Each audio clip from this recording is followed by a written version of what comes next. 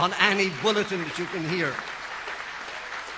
But beyond our immediate and pressing local crisis in Ireland, there may well be a more profound and fundamental loss of trust in the validity, the fitness for purpose, so to speak, of the language in which we have been encoding our vision of the good life, the language in which we have been motivating, assessing, evaluating our social endeavours and our values in recent decades. And here I would endorse the recent observations of the historian Tony Judt, who, in contemplating the wider crisis in Western capitalist societies, has proposed that in seeking to establish a sound basis for progressive politics and thinking, we need a return to a belief in equality. Equality which is not the same as sameness. Equality of access to information, equality of access to knowledge, equality of access to education, equality of access to power. That is what he says we need. We need to discover a language of dissent.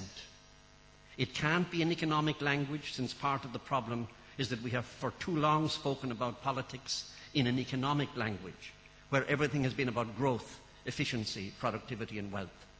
And not enough has been about collective ideals, about which we can get angry together, about which we can be motivated collectively, whether on the issue of justice, inequality, cruelty, or indeed unethical behaviour. This is the challenge for all of us citizens, committed to achieving, to working for a fairer society. But before concluding, I would like very briefly to focus on you, on the specific contribution to this task of rehabilitating trust and constructing a new social contract that I believe teachers, as teachers, have to make in contemporary Ireland.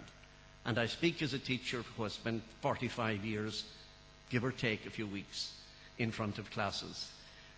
And any time I was drawn away to management or administration, some kind of recidivism in me drove me back to the classroom.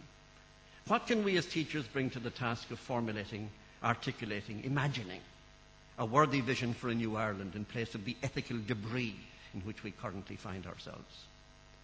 For the teacher doing his or her job honestly, the classroom is a site of extraordinary privilege as well as intense pressure. Learning is curiosity-driven as well as being outcome-driven.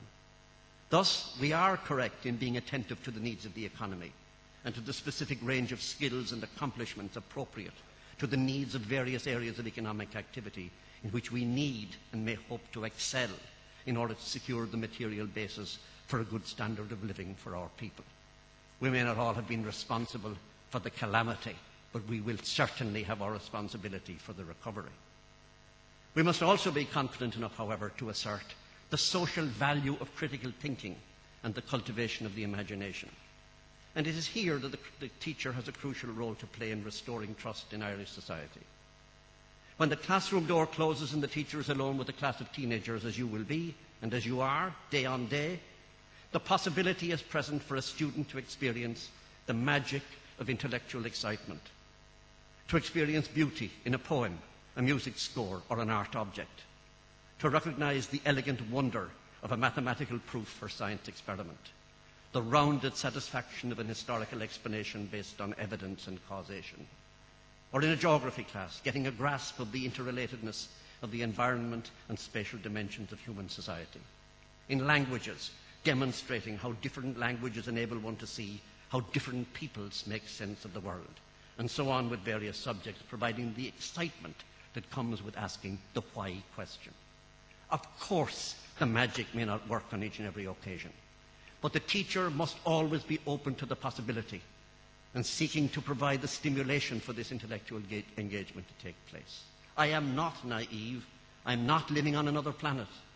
I'm aware of the problems of large class size, of the blight of indiscipline and of casual, low-level disruption, of resource deficits of every kind, of the gross differentials of all sorts between different kinds of schools in our unequal society. I'm acutely aware of all of these factors that operate daily in frustrating many teachers from finding and tending those moments of magic in class.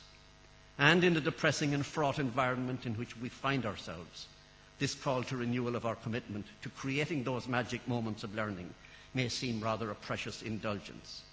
But this is what I understand from my life as the non-negotiable basic bond of trust that the teacher must seek to honour for each class and each student that he or she teaches.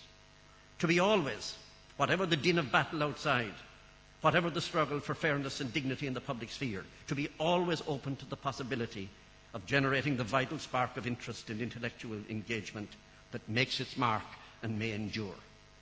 To settle for less, however difficult may be the circumstances, would be to sell your subject short, to sell your students short, to sell yourselves short. In conclusion, may I urge you as teachers to make your voices heard in the debate on the need for the construction of a fairer, more cohesive, and yes, more enlightened Irish society than the rancorous, distrustful, and patently unfair society in which we are currently imprisoned. The valorization of a crude Darwinian gospel of competition based on ever-expanding profit margins and the inexorable logic of the market has wreaked its devastation. In the construction, or in the debate on the construction of a new Ireland, let us indeed attend closely and respectfully to what the captains of industry and finance and business have to say about education as well as about the economy.